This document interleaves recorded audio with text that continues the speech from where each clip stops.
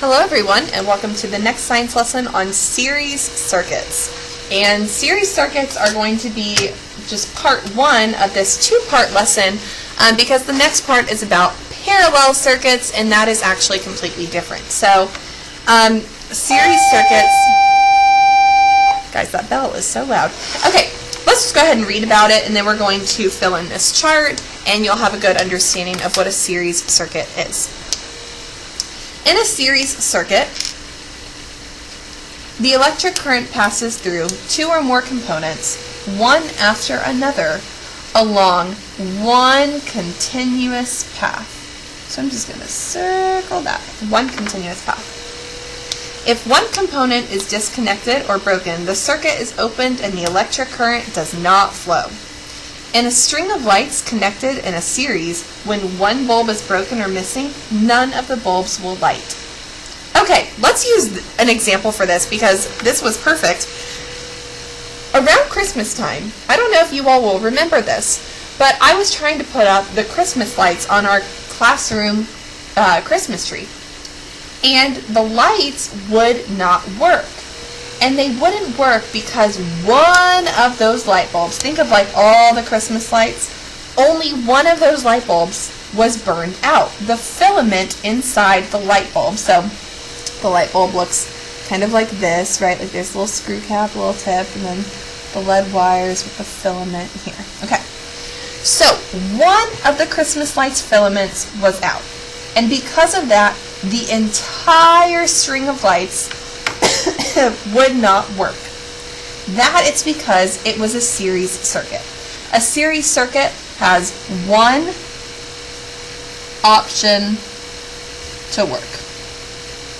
And if that one option is not working, it doesn't work. So here you can see the circuit diagram. I have my light bulb here, I have two batteries here, and I have an open switch.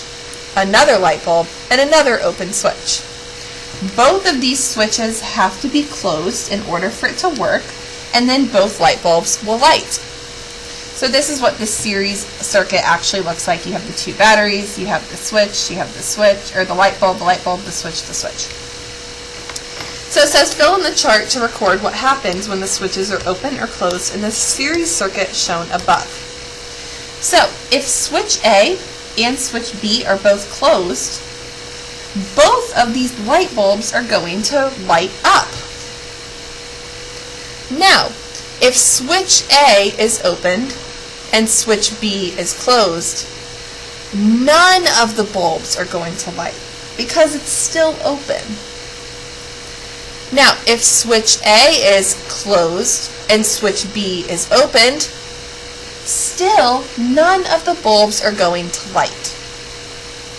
If switch A and switch B are both opened, neither of the bulbs are going to light. So now we're looking at this, and I know that in order for this circuit to work, both of these have to be closed. It's only one path that this circuit is taking. So all of those parts have to be perfectly fine. Okay. I decided that I wanted to do the next part of this lesson in the same video. So we're actually going from a series circuit to a parallel circuit. Now, these are very different. A series circuit, it has one option to work. And if it doesn't work, none of the light bulbs work. In a parallel circuit, you actually have multiple options. So let's go ahead and read about a parallel circuit. A parallel circuit has more than one path through which an electric current can flow. So let's go ahead and circle more than one path because that's going to be super important. In a string of lights connected in a parallel circuit, when one bulb is broken or missing, all the other bulbs remain lit. So back in Christmas time, I really wish that my string of lights was not a series circuit and that it was a parallel circuit. Because if it was a parallel circuit, some of the lights still would have worked. Okay, so here's what I mean by a parallel circuit. If I were to look at this diagram, I see the battery, the wire, and a light bulb. Ignore this bottom part of the circuit. I have one path that is right here. There's one path. Now I want you to ignore this middle part. And I have the battery connected with wires to this light bulb. That's actually two separate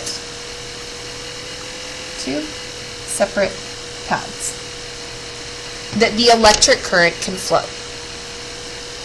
In parallel circuit 2, down here, it's the same thing. I see a path that can go right here, but then another path that can go right here.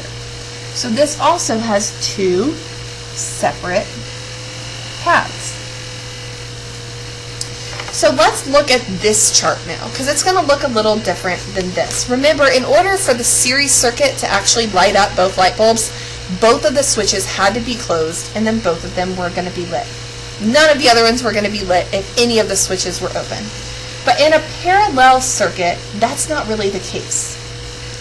So let's imagine if switch A was closed and switch B was closed. If both of them were closed, both light bulbs are actually going to light up. Alright, let's erase that so we can do it again.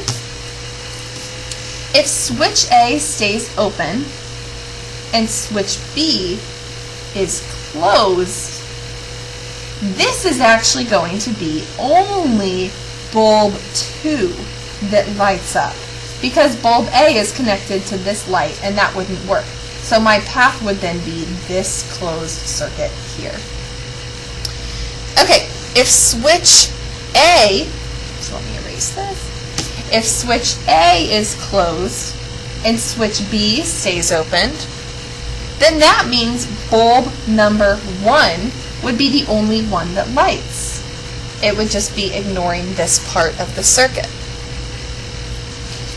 Okay, and the last one, if both switch A and switch B are opened, I know that none of the bulbs can light, because then there's not one path that actually works for the electric current to flow. If you need to go back and re-watch this video to make sure that you get all of this information down correctly, please do that, because I really need everyone understanding the difference between a series circuit and a parallel circuit. If you have any questions, again, feel free to reach out. I am here to help, and I miss all of you, and I will talk